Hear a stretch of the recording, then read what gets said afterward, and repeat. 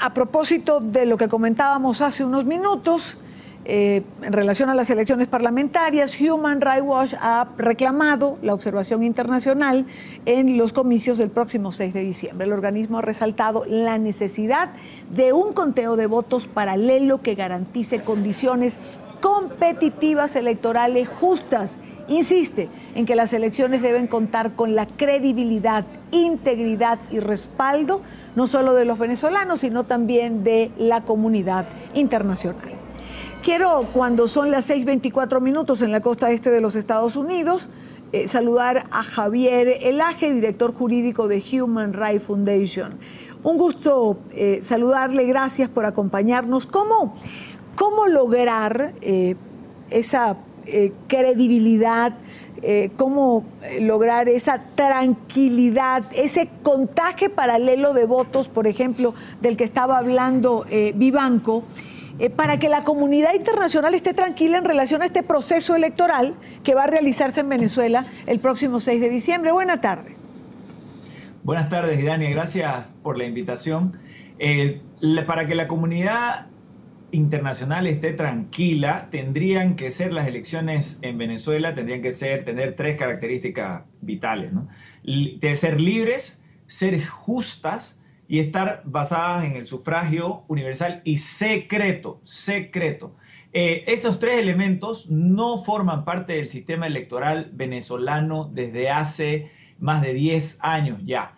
Ese es el problema. La Carta Democrática Interamericana, que establece los elementos esenciales de la democracia, en el artículo 3 establece que para que las elecciones sean democráticas deben ser siempre libres, siempre justas y siempre basadas en el sufragio secreto. ¿Por qué digo que no son libres las elecciones en Venezuela? Porque lastimosamente, y no vienen siendo libres ni las presidenciales ni las regionales, no vienen siendo, ni las parlamentarias en este caso, no vienen siendo libres porque desde el año 2004, cuando en la oportunidad del referéndum revocatorio contra el presidente, el entonces presidente Hugo Chávez, cuando millones de personas, 2.100.000 personas aproximadamente firmaron para el referéndum revocatorio, un diputado chavista publicó, a pedido del presidente, publicó esta lista en su sitio de internet, y a partir de ese momento todas esas personas fueron despedidas de sus lugares de trabajo, fueron discriminadas a partir de ese momento por todo el aparato estatal bajo el control del gobierno chavista. Es decir, esas fueron la primera flagrante violación al secreto del sufragio y a la libertad del sufragio. ¿Qué significa la libertad? Que cuando uno va a votar contra el presidente, uno no tiene miedo, o contra el partido de gobierno, uno no tiene miedo de votar en contra.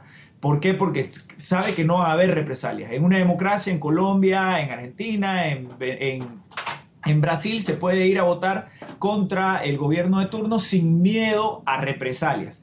Esa es la libertad del voto. Esa no hay en Venezuela ya desde el año 2004 y sistemáticamente eso se ha mantenido.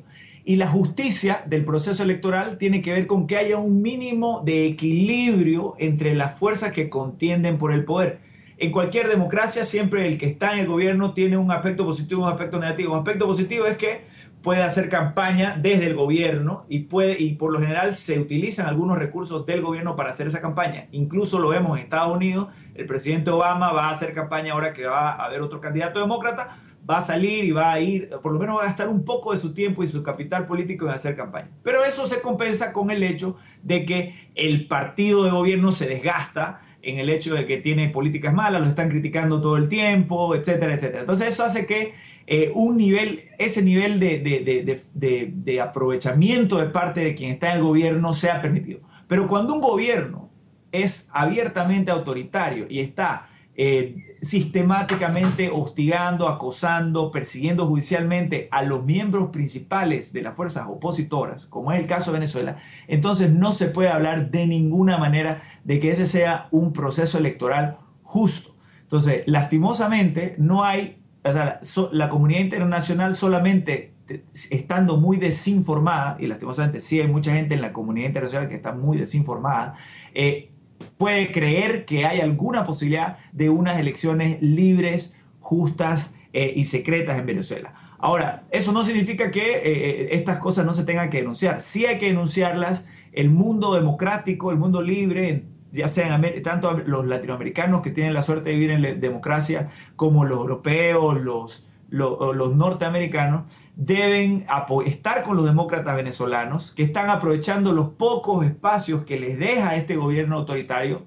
Ya no tienen ni espacio en los medios de comunicación masivos, solamente están por Twitter y por cadenas internacionales como ustedes, que siguen por lo menos desde afuera transmitiendo, ya que fueron expulsados de Venezuela por el gobierno autoritario. Entonces, estar decididamente con esos demócratas que están tratando de aprovechar los pocos espacios que le quedan para ocupar los pocos puestos que les son permitidos dentro de ese sistema autoritario.